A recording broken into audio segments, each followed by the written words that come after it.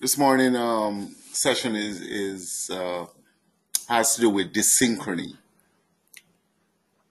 As we all know that the heart is a pump. The function of the heart is to pump blood throughout the body. That's the function of the heart. And with any pump, the pump is going to be effective if all areas of the pump is working in unity. If everything, if all the parts of the pump is working in unity, or unison. So, you can't have one portion of the pump pushing in and then the other portion pushing out. That doesn't make for an effective pump. Okay. When we talk about pump, we what we're really getting at is pushing something out. And in order to maximize what you're pushing out, you have to have synchrony. All areas of the pump have to be pushing. You can't have one area pushing and then another area not pushing. That doesn't make for an efficient pump. So what we're going to do, we're going to further define dysynchrony.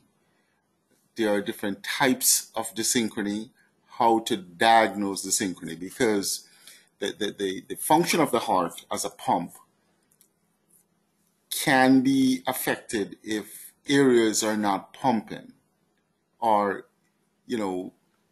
not only not pumping, but instead of pumping, it's expanding. You need all areas to come in at the same time. So again, when we say dysynchrony, and another term for dysynchrony is asynchrony, it means that there's a difference in contraction in the ventricles. All right, so one area might be contracting and then the other area is expanding or not doing anything. So it's a difference in contraction in the ventricles. And as a result of that, you're going to reduce the efficiency of the heart. So when the heart contracts, or when you have any pump, it's supposed to force something out. In the case of the heart, it's supposed to pump blood out, and it's supposed to pump a certain amount of blood out. So if you have a dysynchronous heart, then the cardiac output, the output from the heart, is going to be reduced. Okay, you're going to reduce the efficiency, cardiac efficiency, and hence the cardiac output. All right, so remember that the function of the heart is to pump a certain amount of blood out. And if you have dysynchrony, that is different areas contracting at different time, then you're not going to maximize the output from the heart. So that's what dysynchrony or synchrony. There are different types. So if you just think about it, you guys know what the heart does, and you know the different parts of the heart. So a very important synchronous action of the heart is timing between the atrium and the ventricle. So if that timing between the atrium and the ventricle is off, then you're going to reduce the efficiency. You're going to reduce the amount of blood that is pumped out of the heart. So if you remember, in diastole, so when we talk about diastole, let's look at the left side for now. When we talk about diastole, then the left ventricle expand and fill with blood, and so when it's filled to its capacity, then it can pump out a significant amount of blood. If we're looking at it in detail, as we have in the past, the initial portion of diastole, we call that IVRT, isovolumic relaxation time. Then after your IVRT, the mitral valve opens and you have your rapid suction of blood from the left atrium to left ventricle, then you may have a little diastasis, and then the atrium contracts and add an additional amount of blood. If that atrium is contracting outside of that interval, then it's not going to add to your LV filling. So atrial contraction in a timed fashion, properly timed, is important for LV filling. So if you don't have that timing, the atrium is not gonna contract and push blood in diastole. So when we talk about atrioventricular dyssynchrony, it's a difference in timing between the atrial and ventricular contraction. Remember, you need that atrial contraction just towards the end of diastole to give an additional amount of blood to LV filling. One situation you may have is the atria contracting when the mitral valve is closed. So if the atrium contracts when the mitral valve is now closed, it's not going to add anything to LV filling. Okay? So that type of dyssynchrony we call atrioventricular dyssynchrony. Then there's another type of dyssynchrony, interventricular dyssynchrony. When the LV fill, the RV fills almost the same time. The two ventricles fills at approximately the same time. If you have a difference in time in between the right ventricle and left ventricle in terms of filling and contraction, then we call that interventricular dyssynchrony, because we want to get the two ventricles filling and contracting very, very close to each other. If their filling and contraction is not timed very close, then that's what we call interventricular dyssynchrony. And then the third type of dyssynchrony is intraventricular. So within the left ventricle, there are different areas in the left ventricle which is contracting at different times. Remember, for efficiency of the pump, you need all areas of the pump to be contracting at the same time. So when you have intraventricular dyssynchrony, there's different parts of the LV that contracts at different times. So these are the three types of dyssynchrony: atrioventricular dyssynchrony, interventricular dyssynchrony, and intraventricular dyssynchrony. So let's look at how we can assess dyssynchrony. Now, remember, everything is timed, and the timing that goes on in the heart is crucial, because if the timing is off, then it's going to affect the heart as an effective pump. So when we look at our ECG or EKG, the PR interval should be at a certain length. The QRS should be a certain length. If we look at if we are looking at intraventricular dyssynchrony, one of the things that usually stands out is the QRS duration. And, long QRS duration suggests dyssynchrony. And one of the criteria that we use to put in a device to resynchronize the heart is the QRS duration. And we use 150, okay? So a QRS duration greater than 150 suggests intraventricular dyssynchrony. That means different areas are contracting at different time. So we can use our ECG to diagnose dyssynchrony. We can use our M-mode echo. We can use Doppler echo and also two-dimensional echo. Usually when you have a low ejection fraction, that in itself will tell you that there's a certain amount of dyssynchrony going on. So usually if someone have an ejection fraction less than 30%, there is significant dyssynchrony. And one of that in itself is an indication to put in what we call a BiV pacemaker, a biventricular pacemaker. And the biventricular pacemaker is a device that helps to resynchronize the heart. So it's a special device.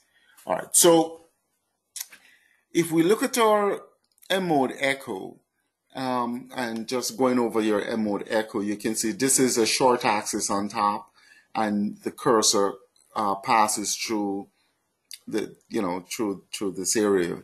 So what the cursor is looking at is the chest wall.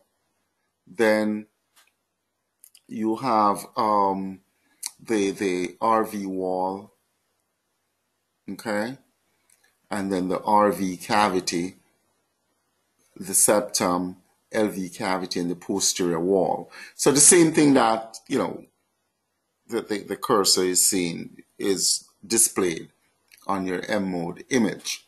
So this is your RV wall, RV cavity, the septum, and the posterior wall. If you look at the septum, your ECG is on the bottom. So again, in diastole, which is from the end of the T wave to the QRS, in diastole, you can see that the walls, the septum moves away from the posterior wall. So in diastole, the heart dilates or expands. So, and that's what you expect. Okay. So in diastole, the septum moves away from the posterior wall. Systole now. Systole is from the onset of the QRS to the end of the T wave. In systole, you can see that the posterior wall moves up and the septum moves down. Okay? But if you look very, very closely, and that's what you need to do, where the septum descends to its greatest depth. So when the septum descends, it means you have maximum contraction. The septum descends to its maximum depth, I say right here. And the posterior wall moves up to its maximum about right there. You can see that there's a time delay. When you get maximum septal descent and posterior wall, say, ascent, they're supposed to occur at the same time.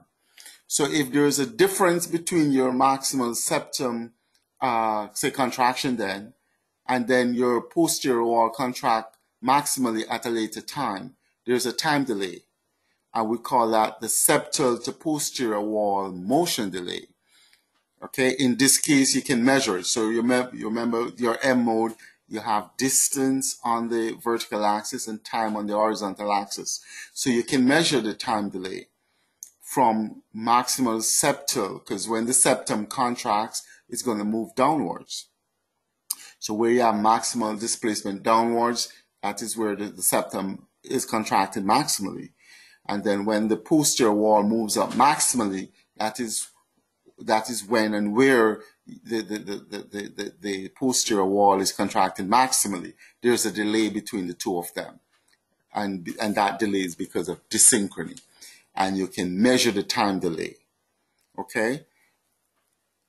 And there's a cutoff time value that we use to say that there's dyssynchrony. So, okay?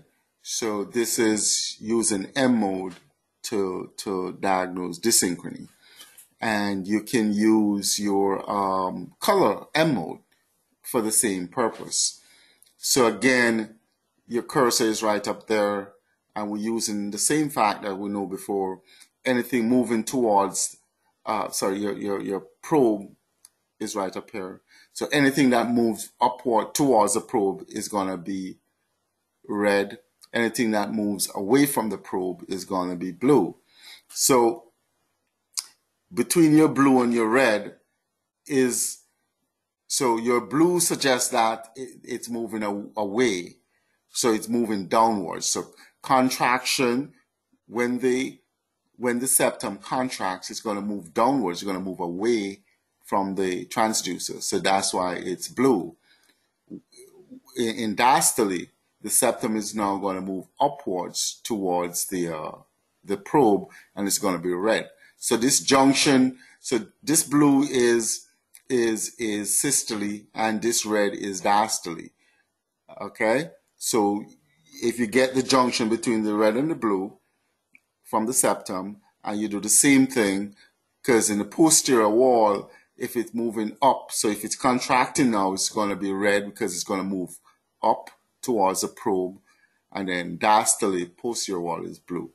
So all you have to do is take the junction between the blue and the red in the septum, and the same thing, and you just measure the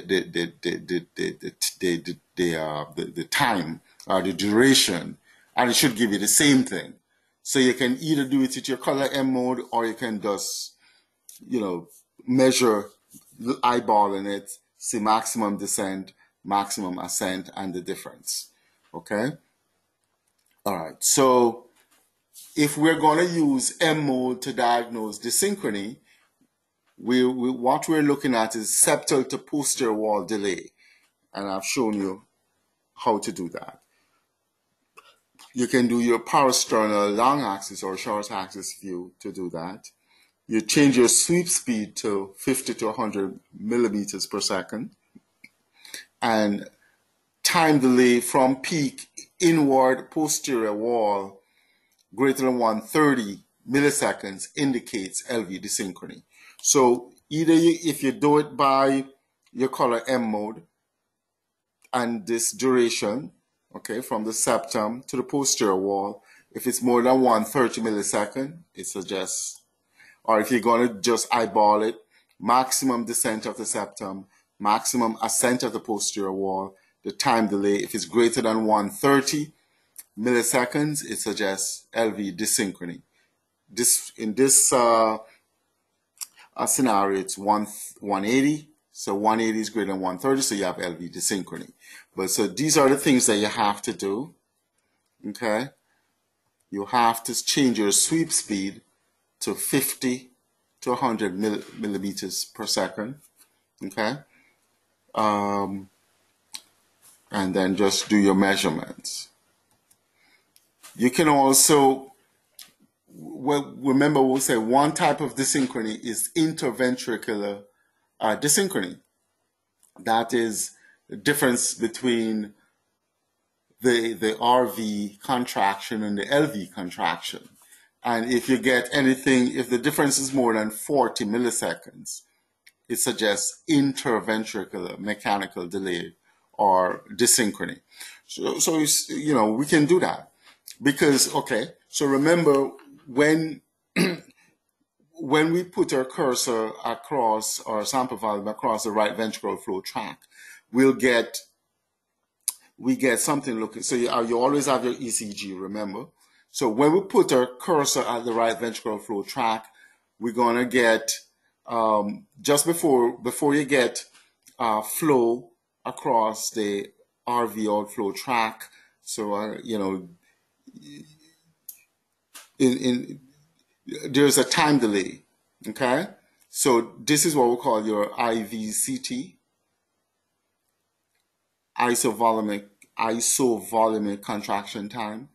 And then the pulmonic valve opens, then you have ejection across the pulmonic valve. Okay, remember this? So your IVCT, all the valves are closed, then the pulmonic valve opens into it. And you do the same thing for the LVOT, okay? So for the LVOT, you have your IVCT, and then so there's the isovolumic contraction time, then the aortic valve opens, and then you have ejection across the aortic valve, or the LVOT, all right? So you're going to measure the time difference between these two, because they should be almost the same, okay? These two times should be almost this, for the right. This is the right side, so this is the right ventricle, and this is the left side, so left ventricle. They should be almost the same. So what we're saying, if you measure this IVCT on the right side, IVCT on the left side, if the difference is more than 40 milliseconds, it suggests interventricular dysynchrony, the difference between the right and the left. Okay? And this is something you can do routinely. All right, so interventricular mechanical delay, you want to, again, change your sweep speed to 50 to 100 milliseconds, millimeters per second. Okay, pulse wave Doppler, change your sweep speed 50 to 100 millimeters per second. Okay, and we can also use strain. You know, in our last session we did strain and strain rate. So what you do, if you're using strain to, and this is the more common method to look at dysynchrony, strain and strain rate. All right, so it looks complicated, but it's not. All right, so your apical 4-chamber view, you put a sample volume right here, the septum. You put a sample volume right here, the lateral wall. When you do the strain at the septum, strain at the lateral wall, the strain curve should coincide. With a normal heart, they should coincide. The peak should be at the same duration, same time. So the peak for the septum and the peak for the lateral wall should coincide using strain. Remember, this is a strain curve. We did strain before. This is what your strain curve look like. The maximum displacement should be about minus 25. Okay, what it means is that in systole, remember the definition for strain, L minus L naught over L naught. So in systole, there's a shortening, and that is why you have a negative value. Okay, in systole, there's a shortening, and we say the normal strain is up to about minus 25. But the peak of the strain from the medial and the lateral wall should coincide. As you know, as different as looking at this curve, same thing, you have your septum and the lateral wall, and you perform strain analysis, both the septum and lateral wall. So you can see that your septum peaks right here. I mean, they both have, you know, these are both strain curve, but the septum peaks here and lateral wall peaks out here. There's a time difference. Okay, and so you're looking at the time delay between the peak systolic strain and septal to lateral wall. If it's greater than or equal to 65 milliseconds, then it indicates dysynchrony. So this is the most common method that's used today to diagnose dysynchrony, okay, using strain. Because all you do is do strain analysis for different areas and you mark them together. The peak should be occurring at the same time. If there is a delay, then it suggests dysynchrony. All right. Again, you can use velocity curves. Okay, this the same thing. The peak's supposed to occur at the same time. Velocity curve for the septum and lateral wall. You can see that there is a separation of the peak. They're supposed to coincide. The peak's supposed to be at the same time end. And all you have to do is measure the difference in time end, and it will give you an indication of dysynchrony. Okay, again, you can use any area. You can use the septum and the posterior wall, put them together, see if the peak occurs at the same time. And, you know, so it's very important to do dysynchrony evaluation. You know, you can use your velocity curve, your strain curve. It's more common to use the strain curve. The important thing is that the peak's supposed to occur at the same time. Okay, you can see in this scenario they look at the septal and the posterior wall. The peak is occurring. There are different velocities, but the peak is occurring at the same time. That is the important thing. Okay. You can also do tissue Doppler imaging. Okay, so it is a four-chamber view. So the septum and the lateral wall. So you do tissue Doppler imaging. Remember, with tissue Doppler imaging, you'll get your curves looking like this. Okay, this first portion of your curve is IVCT. So I see some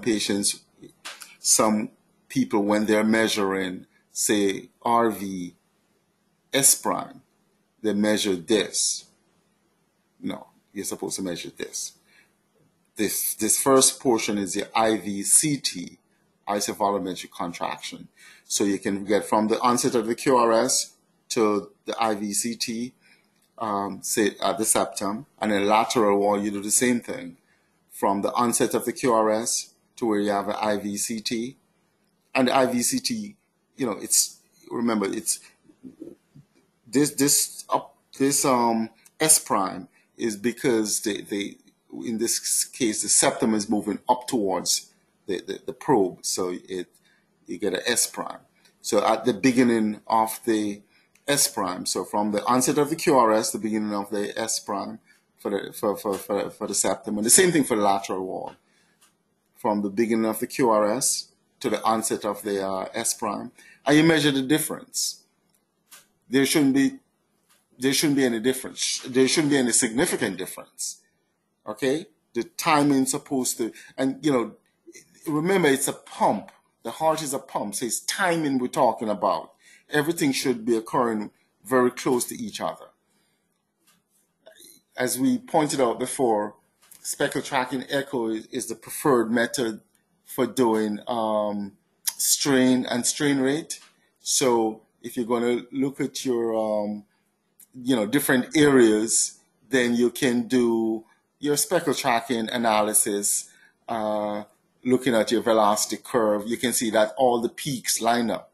So this would be a normal heart because all the peaks line up. As opposed to down here, you can see the peaks all over the place. And you can find, if you want to look at the septum as compared to the lateral wall or the anterior wall and the inferior wall, you can look at the strain and see what type of time delay you're talking about. Okay? So we can analyze, we can determine if there's dysynchrony present if we look at our QRS. Again, you're looking at the ECG, QRS greater than 150 milliseconds suggests that there is dysynchrony. We showed you how to use the M mode to diagnose dysynchrony, looking at the septum and the posterior wall. The peak of contraction should be about the same time. We look at interventricular dysynchrony, just looking at the IVCT on the right side and left side, and we said that anything greater than 40 milliseconds is abnormal. Then we look at intraventricular dysynchrony, different areas of the heart. We use strain. Strain is the probably preferred method, and speckle tracking is the best strain analysis as compared to Doppler.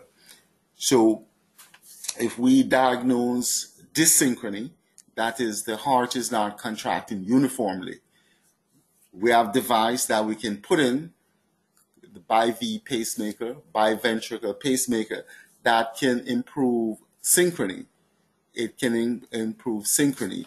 And when we put these devices in, we can check it. We can check them. What we do, we can just look at the mitral inflow. So when we put in these devices, we look at the mitral inflow. You want to get a nice mitral inflow. You don't want to get something looking like this. You get an E and you're not sure where the A is. This looks fairly good with your nice E and your A. Okay. So you want to, when you put in the device, you have to use your echo to your mitral inflow to make sure that the device, and you can adjust the device to get a nice mitral inflow. Okay, so again, you can you look at your mitral inflow and you make your adjustment until you get a nice E and your A. Okay. Again, remember, when you have dysynchrony is because different areas of the heart is contracting at different time. You can get significant mitral regurgitation because of dysynchrony. And,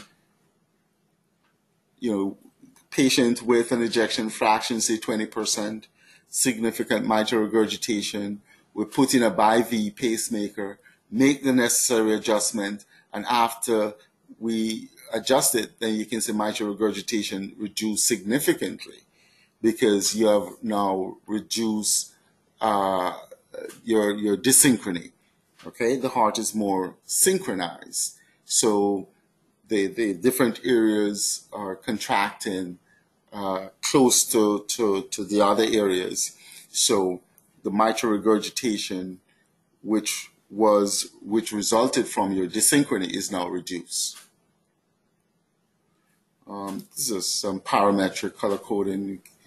We're not going to go into that, but so understanding dysynchrony and the different types of dysynchrony is important. The rationale for putting in BiV pacemakers in these patients is to improve synchrony. So one of the indications for putting in a BiV pacemaker, if the ejection fraction is less than or equal to 30%. So that in itself is an indication for a biventricular pacemaker, because when the ejection fraction is that low, these patients commonly have dysynchrony, and the dysynchrony results in the pump, the pump being an inefficient pump. So you want to improve the efficiency of the pump by resynchronizing the pump, and the BiV pacemaker does that. Okay, so we're going to stop here. I recommend that you go over dysynchrony a million times until you fully understand it. Okay, because don't be surprised if they send a patient who have a BiV pacemaker to the lab for you to help them to resynchronize the device, or to optimize the device then.